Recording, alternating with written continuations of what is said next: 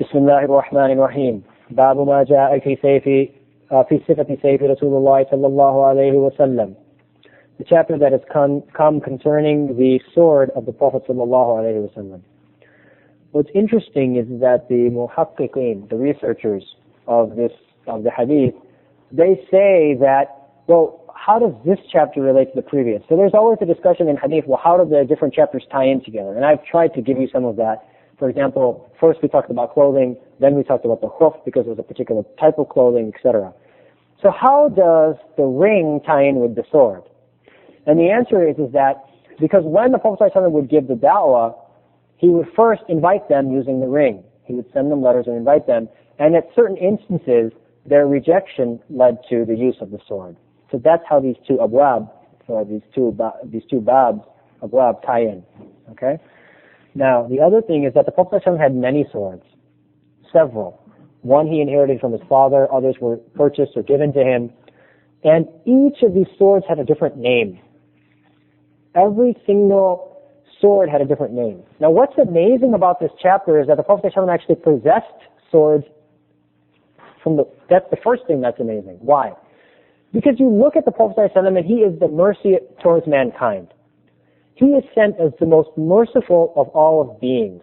Yet, in his possession, he has a sword, and he actually used his swords. So it highlights to you and to me that even the most merciful of all of creation at a time had to fight for the deen, and so it could be at any time that we may have to fight for the deen. You know, so this whole idea that there's only peace, Islam means peace. I mean, yes, Islam, first of all, Islam means peace through submission. Salama means peace. Islam means to submit, which then results in peace. But that peace, I mean, that doesn't mean that there will never be any fighting. The Prophet ﷺ was the rahmah of all of the world. Yet, he was required to do jihad on several occasions, not one, over and over and over again. And the companions were also required to do this as well. So, the Prophet ﷺ, despite being the mercy of the world, in fact, that's his sign of being the mercy of the world, that the time when it was required to convince people through that means, that was the means that he had to use for their own betterment, for the own betterment of humanity, so that this deen could be established and on the day of judgment people would have a lighter load. So this is an important characteristic of this chapter. The final thing is, well, let's go to the first hadith. An Anas radiyallahu anhu قال كان كبيئة سيف رسول الله صلى الله عليه وسلم من فضة. The handle of the sword of the Prophet ﷺ was made from fidda. Now this particular sword that's being referred to in this hadith was actually named Zulfiqar. That was the name of the sword. And the Prophet ﷺ carried the sword on Fatah of Mecca. عن سعيد ibn Abi Hassan al-Basri قال كانت كبيئة سيف رسول الله صلى الله عليه وسلم من فضة. Again, same hadith. The handle of the sword of the Prophet ﷺ was made from silver. So, عن هود وهو ابن عبد الله ابن سعيد عن جده قال دخل رسول الله صلى الله عليه وسلم مكة يوم الفتح وعلى سيفه ذهب وفضة. قال طالب فسألته عن الفضة فقال كانت كبيئة السيف فضة. So in this particular hadith, the narrator is explaining that when the Prophet ﷺ entered Mecca, he had a sword which had gold and silver. And then Talib asks, what about the silver? Where was it? And he says that it was on the handle of the sword.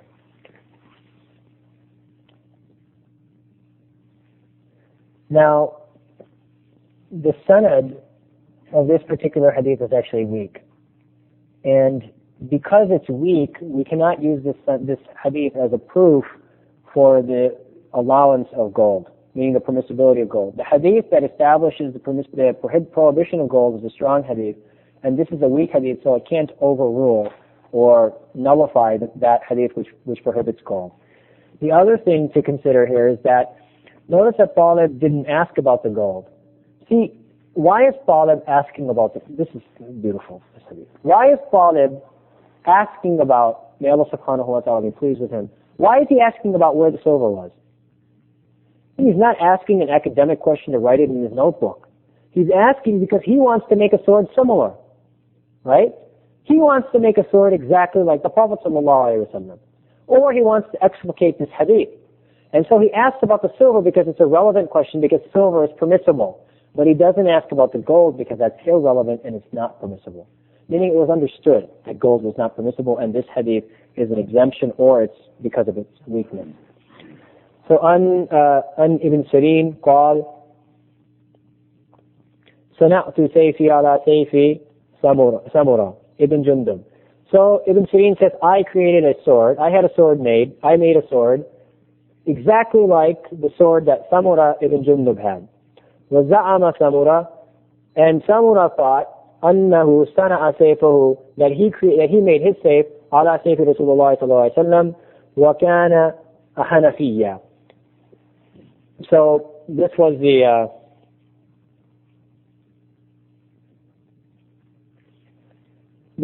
sword of the Prophet sallallahu alaihi wasallam. Now, a couple of things about this hadith. The first is that notice again this chain. One person makes a sword like someone, and someone made that sword like the Prophet sallallahu alaihi wasallam. There's kind of a joke here, so I want to just tell the joke. You know, if you read this hadith and you haven't studied it properly, you might read this and say, well, he thought that the sword of the Prophet ﷺ, that he made a sword like the sword of the Prophet ﷺ, وَكَانَ حَنَفِيًّا, meaning, and the Prophet ﷺ was Hanafi or something like that. But the thing is that, there's another hadith too that my teacher once told me. He said that, people in Urdu, they don't,